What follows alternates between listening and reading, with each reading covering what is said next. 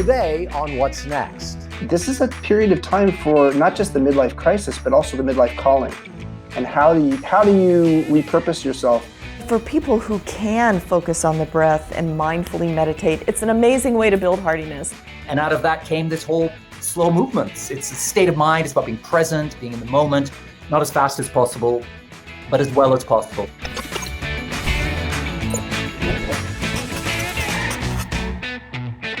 Hello and welcome to What's Next. This is the show about appreciating what we have, but also about preparing for what's next, because all together now, it's never too late to make the rest of our life the best of our life. I'm Mark Middleton here at Growing Boulder's headquarters, which is always buzzing with inspirational stories from this almost always happy crew. We've got Bill Schaefer, Cecily Wilson, George Diaz, and Amy Sweezy all with us today. And Bill, you almost always have a big smile on your face, so I'm going to put you on the spot very quickly for a moment of positivity to get us started. What's the best thing that you've seen or heard today?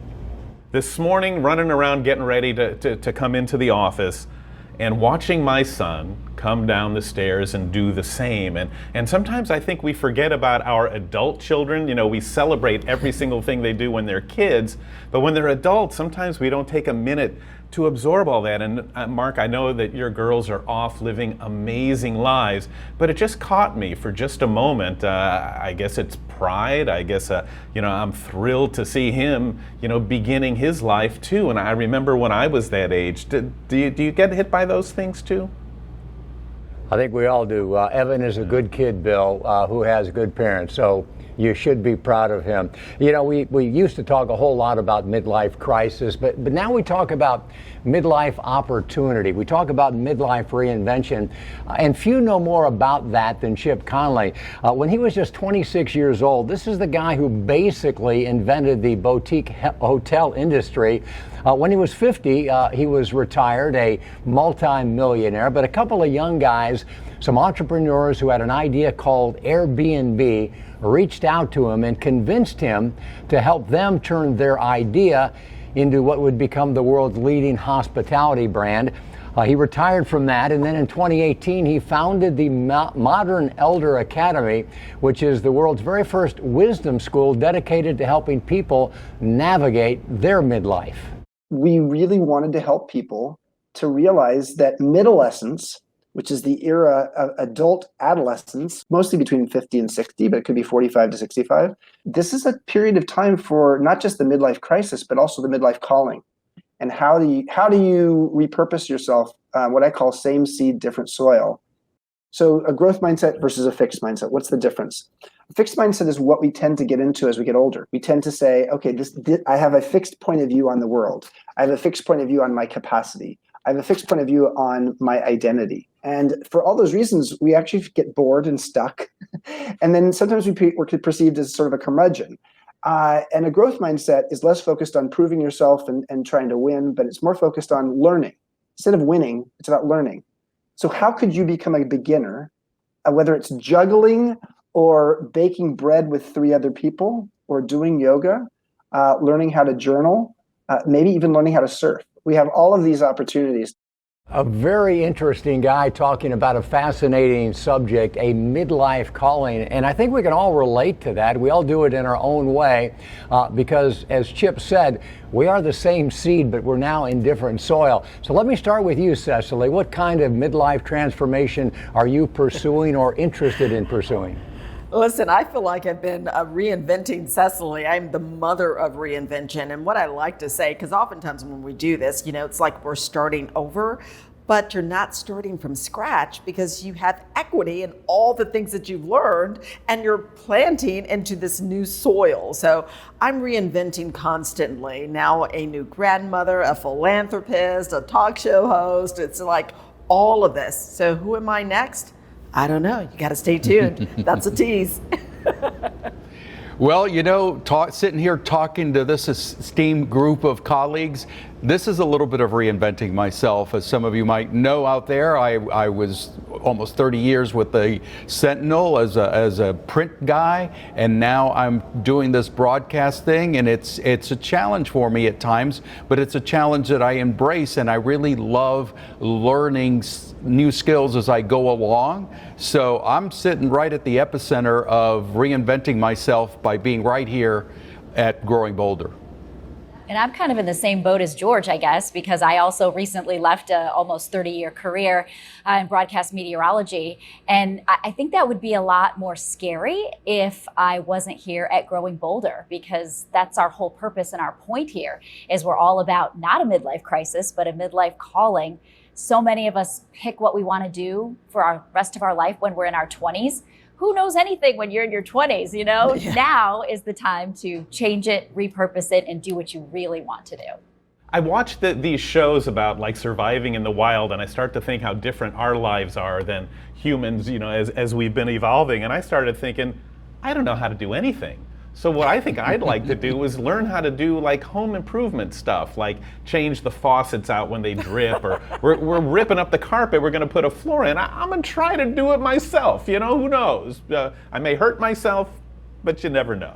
I think you guys hit the nail on the head. To a large extent, we are, all of us, Exhibit A, because all of us are in the midst of a midlife transition, and we can tell you folks out there, it can be stressful, it can be challenging, it can be very, very tiring, but it is also very, very rewarding. So the question to all of you, what are you going to do? What's your midlife transition all about?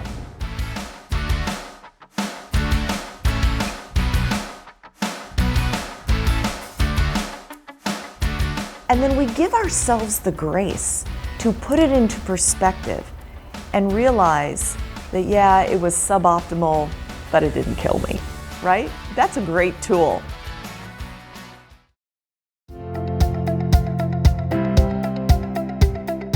I'm Amy Sweezy with Growing Bolder. Do you know that Florida Blue has Medicare? September is Medicare Education Month, and Florida Blue wants everyone to be prepared for the Medicare annual enrollment period, which happens every year from October 15th to December 7th. Florida Blue Medicare not only provides Medicare Advantage plans that include both medical and prescription drug coverage, they also collaborate with key partners who also focus on the overall health and well-being of their members. Silver Sneakers fitness programs provide Medicare beneficiaries access to their 16,000 gyms across the country and 13,000 online classes with instructors every month. Here's Richard Ashworth, President and CEO of Tivity Health, with more on Silver Sneakers. We have very specific capabilities in being able to deliver fitness routines and regimens for different chronic conditions. And so we gave these members additional tools to focus on their health. We also partner with the Florida Blue centers throughout the state. So we partner with them for support, for classes, for information, for education. And we're also innovating a lot if they have an idea on new programming to help their members, new products, new experiences. Silver Sneakers is just one of Florida Blue Medicare's great partners. Whether you're enrolling in Medicare for the first time or need to make sure your current plan still meets your needs, you can find the information you need at MedicareEducationMonth.com. Welcome back to What's Next. Unfortunately, at some point, what's next for all of us is a challenge. It's a setback because the older we get, the more we face, but also the more that we know we can face. Been there, done that, survived. And that's really what hardiness or resilience is all about. It is a critical life skill that unfortunately we have to earn by overcoming challenges. Growing Bolder contributor and internationally recognized authority on active aging, Dr. Vonda Wright, has some tips for developing hardiness through mindfulness. One of the tactics for building hardiness is stepping back and gaining perspective by thinking through, okay, I'm going to give myself the space to physically write down the entire episode. It's like a movie script. What happened? Who said what? How did it make me feel? Character development during the episode. By writing it down, it relieves our brain of the spinning that goes on with stress. And then we step back and say, how could that have been worse? And then you list out, how could it have been worse? And at the end of the day, in most of our situations, nobody dies, right? So it couldn't have been ultimately worse. And then we look at the scenario and we think, how could it have been better? And then we give ourselves the grace to put it into perspective and realize that, yeah, it was suboptimal, but it didn't kill me, right? That's a great tool. The next tool that I love is something that I'm not really good at. It is the mindfulness and meditativeness that people like Deepak Chopra teach us to do, which is focus on the breath. Focus on, and he'll take us through the top of our heads, through each body part, focusing in the present. Well, I got to tell you, when I do that, even with Deepak Chopra, by the time I get to my neck, I'm making lists. I'm talking about what I'm going to do next in my brain. But for people who can focus on the breath and mindfully meditate, it's an amazing way to build hardiness. Some great advice from Dr. Von der Wright. Of course, having resilience, once again, doesn't mean you're going to experience less stress or grief. It just means that you have the coping skills to not just bounce back, but to actually emerge stronger than ever before. And Amy, you recently went through a live yoga demonstration on our Twitch channel, and of course yoga is a great pathway into mindfulness and the deep breathing that Dr. Wright talked about. What did you learn from that experience, other than the fact that you're probably not as bendy as you had hoped?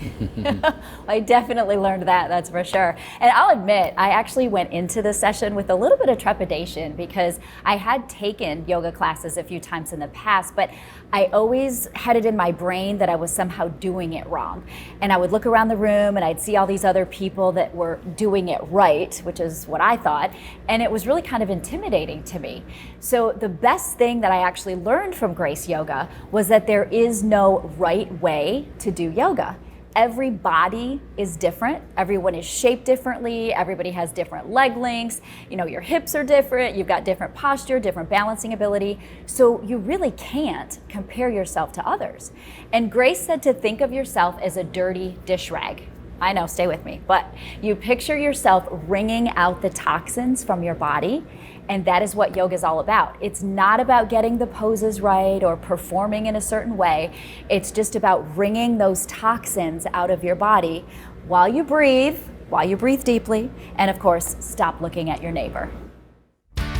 My wake-up call came when I started reading bedtime stories to my son. And I tell you what, I just couldn't slow down, right? My version of Snow White had 3 dwarves in it, right? And then, the light bulb went on over my head and I thought, whoa, I'm racing through my life instead of actually living it. Of course, we're talking with Jeanette Bajalia, who is, the leader, the CEO of 2 different financial services organizations. There are a million different ways to plan for your financial future, but I know that you believe there are a couple of key components. We got to figure out how we can have protected lifetime income. Social Security is one part of that, but certainly not enough. Pensions are another, if you're lucky enough to have one. Few of us do. The third are annuities. Can you tell us what an annuity is and why you're bullish on them? I'm bullish on annuities because I work with a lot of women who are going to navigate their retirement journey with only one Social Security check. They don't have a second one. So what I like to think about is creating that protected income to represent the gap between that Social Security check and what you need to maintain your core lifestyle, because I don't want any disruption in the lifestyle. That's how I use annuities. I understand what is that income gap. Typically, I want to protect with protected income. I want it with an insurance contract, which that's all an annuity is. It gives me insurance for income, just like I have homeowners in case my house breaks down. I have an annuity in case I run out of money. It won't run out of money if I get the right kind of annuity. So I want to make sure the women I serve have guaranteed income, that they get that direct deposit every month with their Social Security check, and they don't have to worry about how to pay bills. And that way, their third bucket, the money that they might have saved in personal savings through 401ks or taxable accounts, they can fund the fun stuff. They could do their travel, they could buy cars, they could maintain their homes, they could do all those things that most advisors are not thinking about. But for protected income, it has to maintain your core lifestyle. You can learn more about the Alliance for Lifetime Income by going to protectedincome.org and start planning for your future today. If you're like most of us, you move through life at a pretty fast pace. In fact, the great Ferris Bueller once said, life moves pretty fast, and if you don't stop and look around once in a while, you could miss it. Carl Honore is an internationally best-selling author who was missing it, so he decided to slow down and transformed his entire life. We chatted with a guy called the godfather of the slow movement, the Lord of Leisure, about the importance of slowing down. I'm a naturally fast person, and I had got stuck in fast forward. Every moment of my day was a race against the clock. And I think when we get stuck in roadrunner mode like that, it takes a wake-up call to make you realize that you've forgotten how to slow down. That's doing real harm. And a lot of people find the wake-up call comes in the form of an illness. The body says, one day, that's it, no more. My wake-up call came when I started reading bedtime stories to my son. And I tell you what, I just couldn't slow down. Right? My version of Snow White had 3 dwarfs in it, right? And I got to the point where I was flirting with buying a book I heard about called The 1 Minute Bedtime Story, right? Snow White in 60 seconds. And I remember thinking, yes, great idea, Amazon drone delivery. And then, the light bulb went on over my head and I thought, whoa, I'm racing through my life instead of actually living it. So I began to sort of unpeel my own addiction to speed, but that led me to the bigger picture of why are we all so hooked on going faster and doing more and more and less time. And out of that came this whole slow movement. It's a state of mind. It's about being present, being in the moment, kind of doing one thing at a time. Remember when we used to do that? It's ultimately about doing everything that's not as fast as possible, but as well as possible, right? But a very simple idea, hugely revolutionary one, I think, in this climate. Racing through life instead of living it. An interesting guy that we spoke to from his home in London. George and Cecily, let's sit in this slow movement moment for just a second. What do you guys think is one thing that we should all try to do a little bit slower? George? Well, can I answer everything? Because what he said really speaks to me, Mark, because I am type A, I'm wired, I'm always thinking about 5 things at one time, it seems. I walk fast, I tend to eat fast, and I do. There's a cognizant thing that goes on in my head saying, hey, slow it down, slow it down. But as we all know, we get into patterns and habits, and they are hard to break. When we think about slowing down, the one thing that I can say is slow down when you speak. Not in the pace that you're speaking, but your mother would always say, think before you speak. I have a habit of saying things, and sometimes you can get into a disagreement, or you can agree to do something that you really didn't want to do because you were so quick to respond. So slowly think about it, breathe, and speak.